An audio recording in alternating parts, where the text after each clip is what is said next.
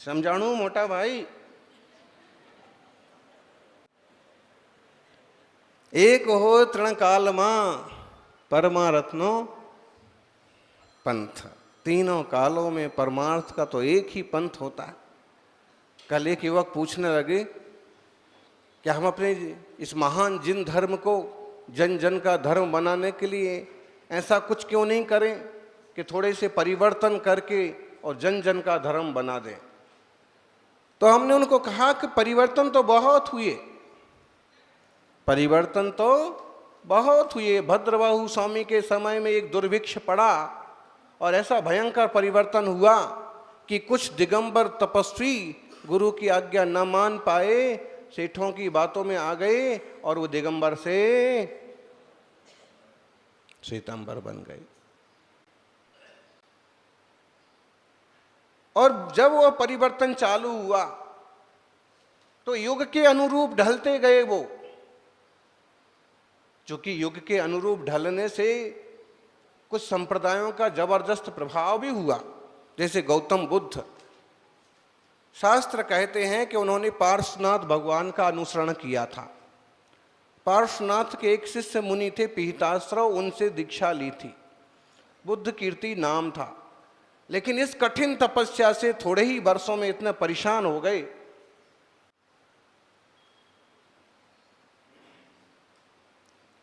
और एक बार तो चक्कर खा करके जमीन पर गिर गए। तो उनने विचार किया, ऐसे भूखे प्यासे रहना, ऐसे उपवास करना, इतना कठिन पंच महाव्रत चातुर्याम धर्म पालन करना, इसका क्या मतलब है? धर्म तो शांति है और इसलिए धर्म भले गृहस्थी में नहीं हो सकता है, लेकिन इतना कठिन धर्म भी अपने बस का नहीं है। उन्होंने बीच का रास्ता बनाया, मध्यम निकाय। मध्यम निकाय बुद्ध धर्म का एक दूसरा नाम, इसका एक संप्रदाय आज भी है, मध्यम निकाय कहलाता है, बीच का रास्ता। तो कुछ क्रियाएं मुनियों जैसी और वस्त्र आदि गृहस्थों की तरह चल पड़ा। फिर युगानुरूप ढालते गए उसको। पहले पहल तो अहिंसा वगैरह का पूरा ध्यान रखा जाता था, लेकिन जैसे जैसे लोग जुड़ते गए, जैसे जैसे लोग आते गए, उसको युगानुरूप ढालते गए। अगर वो चाइना गए तो चाइना के खान पान को स्वीकार कर लिया, अगर वो तिब्बत गए, अगर थाईलैंड गए, वहाँ के खान पान को यहाँ तक कि लोगों ने प्रश्न किया कि जहाँ खाने पीने के लिए शाकाहारी भोजन कम मिलता है वहाँ क्या किया जाए, या फिर कभी बहुत ज़्यादा इच्छा हो मांस भक्षण की तो क्या किया जाए। तो यहाँ तक कह दिया कि मरे हुए जानवर का मांस खा सकते हैं।